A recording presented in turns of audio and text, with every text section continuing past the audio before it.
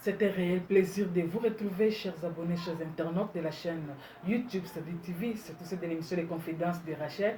Et oui, ça fait tout un bail. C'est depuis le mois de mars qu'on n'a pas été en contact. Merci beaucoup. Vous savez, et rappelez-vous que le mois de mars est celui qui est dédié à la femme qui est au centre de beaucoup de choses. Pendant le mois de mars, beaucoup de forums, beaucoup de conférences étaient organisées, toujours sur la sensibilisation des droits de la femme. Alors, chères femmes, sachez-le bien, qu'il n'y a pas que des droits, il y a aussi les devoirs et obligations à respecter. On va en parler plus tard. Merci na ba nyonso ba komela biso ba nyonso ba sensibilisaki balandi biso les confidents de Rachel pendant une longue période d'ailleurs d'absence, mais Nzambe aza toujours na bolingo. Nzambe aza toujours na bolingo na biso nyonso tolandaka émission Les Confidences de Rachel. Mon numéro est toujours le même, les plus 243 9 98 18 14 31.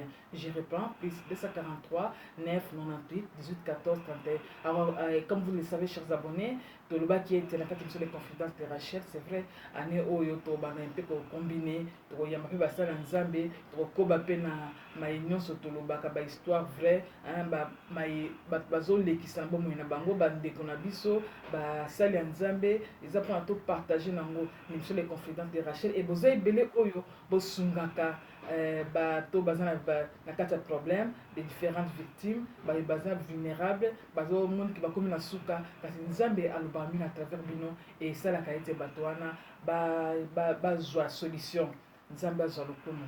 Chers abonnés, chers internautes de l'émission des confidences de Rachel, toza na mois de mai déjà tobandi yango ya sika tous et à toutes. D'ailleurs je souhaite un bon début de mois de mai, que mon Dieu vous bénisse abondamment. Tozoa qui appelle, il y a frère Nabiso depuis l'étranger, il nous a appelé pendant longtemps. Les frères s'appellent les frères Hérode. Frère Hérode dans le bien Nabiso Boye. Maman Rachel n'a béni dans un musika, dans Mboka Bapaya. Car si nous avons des solos, les apôtres, sur les confidences de Rachel, baye babon na ko menabiso, baye bisangani na ko sala. Pour une émission de Mamie Penzambe, Alobami Kati, na Baïbalanda émission en gros. Alors, frère Hérode, ça fait longtemps à l'époque, Nazaki Namboka, na Congo, dans l'île des provinces, dont Namboka Nabiso Azalaki Awa, Azalaki évolué malam, Azalaki aussi la peine bien. En tout cas, ça qui était assez plein à serre moi Makasi. Assez plein à serre moi Makasi, parce que vous avez activité ensemble. Aïbisi sœur, ma sœur, na lingyo mingi. Na lingaka un jour, na non vraiment to balana. To continuer vie ensemble. Nous avons pas réunion na biso. La sœur n'était pas prête. Sœur a dit sa frère Hérode, je t'aime bien, tu es mon frère, tu es mon collaborateur, tu es mon ami. Kasi pona chop na bolingo. Ya libala ngana yo nazo kokate, je ne suis pas encore prête en tout cas, et zo simbate. Tous les confidences de Rachel, comme vous savez bien, la sœur s'appelle la sœur Massi. Même qu'il y a une émission pour ceux qui autorisé, mais ceux qui ont limité, nous sommes dans l'obligation de masquer votre personnalité pour l'identité et à révéler à tout le monde. Les frères, le maman Rachel, ne me dit qu'on sungaye, quoi comprendre, ne me dit qu'on utiliser, voir même baninga naï, même baninga naïe, pour tout sauver les camboyo, kasi sœur azaleka après. Alors, naki ko m'engager na sœur mosusu et nous avons salé biso bolu, toi ko voyager na mboka ba paisika tozali awa. Et sika bazali kuna basalaki quelques années baboti bana mibale. Bala nous les confidences de Rachel après avoir kobota bana mibale. Moi si a frère Hérode, elle dit que non mon frère, en toi mon mari, na koko ça pendant longtemps que na tuko sur le couteau té. En fait, tant aux alamusala ngai abima na ngai na mutu mosusu. Preuve en est que parmi les deux enfants autour na bango moko aza yo mosusu azaka yo te. Frère Hérode a dit maman Rachel naki neti nzoto et elongwe nga penza nga lisusu te. Elle a été sincère, c'est vrai, c'est la vérité et ça l'a pas si makasi, mais c'était la vérité. Je me suis débattu, comme vous savez, que dans Mboka Bapaya, les tests ADN et Kutrapenza Mindodote, frère Hérode a sali test, effectivement, ils ont confirmé que parmi les deux enfants, Moko Azaï a été. Et frère Hérode a eu moi na Oaza a été, a eu moi Sinaï. Moi Sinaï na frère Hérode, bakabwani na bopete na bolingo nyonso et la séparation esalamaki, divorce PC esalami déjà. Moi si a frère Rod ex disons parce qu'elle n'est plus sa femme azwi mwana akende na ye na papa mwana wana esika basala bolingo na bango akende akota mpe libala kuna.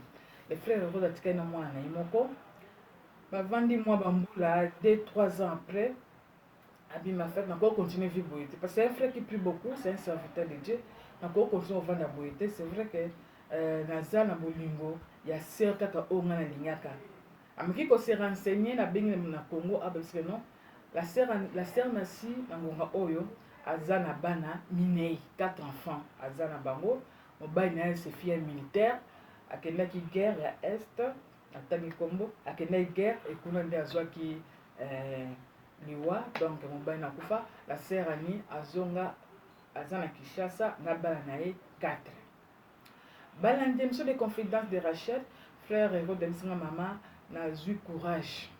C'est vrai que ça n'a pas si comment on a été sœur na ngai na ngaki mingi mais nzambe asali o akoyi ko sala na meki ko benga ye na tikile mo attend mais na meki ko benga ye pona l'exé que na tali que ngana ye il n'est pas tard bolimoza na ngaka ka mingi toki tokoyi ko sala union nzambe a béni biso to balana ya za kuna ngana za na mboka bapaya awa na ningi sikoto sengisa bana ya za na bana 4 ngana za na mwana moko to balana to za ensemble.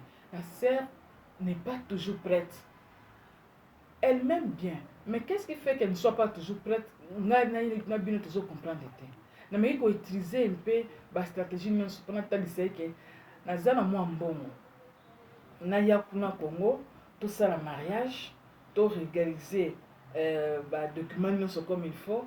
Nzamba pa mo la biso to za resika moko. Ngana ina ayana bana awa. Soit ye aya kolanda ngai po tosala libala yango awa.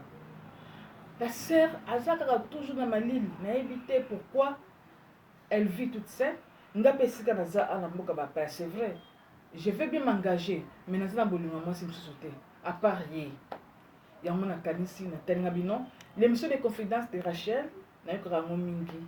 Je vais un peu kobeta lisolo kopartage yango na YouTube Service TV balandiso les confidents de Rachel ba meka un peu kosunganga nzambe aloba na bango.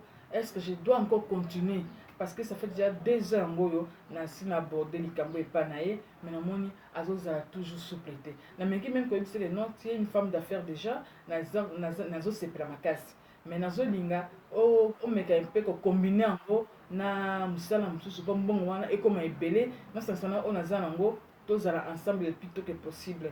La sœur azaka na ba faire na zo sala alingi ko combiner musala ngo nazo linga na tinda et peut-être combiner na ngo parce que na j'ai un ami là-bas au Congo a fongola pe magasin na makasi na linga ki sœur a combiner ba faire na zo sala a solo la pena moninga na ngai on a confié déjà à le fils de secrétaire ou gérant de magasin wana ensemble totalement de kosa po mbongo e mata ibeli mbala moko. Je ne supporte plus qu'on fasse de boinga moko talaka na za mobali balandi sur les confidences de Rachel dossier ngwana na ina mo mokolo ya lelo. Merci na biete boko sunga frère Rod boko komenaye Sève Massi Pessi Kazali na bana déjà 4 na kanisa la rappel sur les confidents de Rachel Oyo. En tout cas na évité réaction na ekozala nini. Je dis un grand merci à Mama Bilo et Maman Lisa pourquoi pas depuis Angola. Un grand merci également à Maman Mina, celle qui me coiffe souvent. Que Dieu vous bénisse abondamment. Je vous retrouve prochainement toujours sur la même chaîne YouTube Salut TV avec les mêmes numéros. Ne les appelez surtout pas. Bye. Nous sommes toujours là dans sa présence. Et notre Dieu est le seul, l'unique. Il est sur le trône et à la nuit en fait. C'est lui qui gouverne tout ce qui se passe dans notre vie. C'est lui qui nous dirige. C'est lui qui doit être à l'honneur. C'est lui qui doit avoir la gloire. Il est la force à jamais. Et nous devons nous confier à lui. Nous devons nous attacher à lui. Nous devons nous lier à lui. Car il est assis au trône. Et c'est lui qui est laissé notre refuge. Que mon Dieu vous bénisse.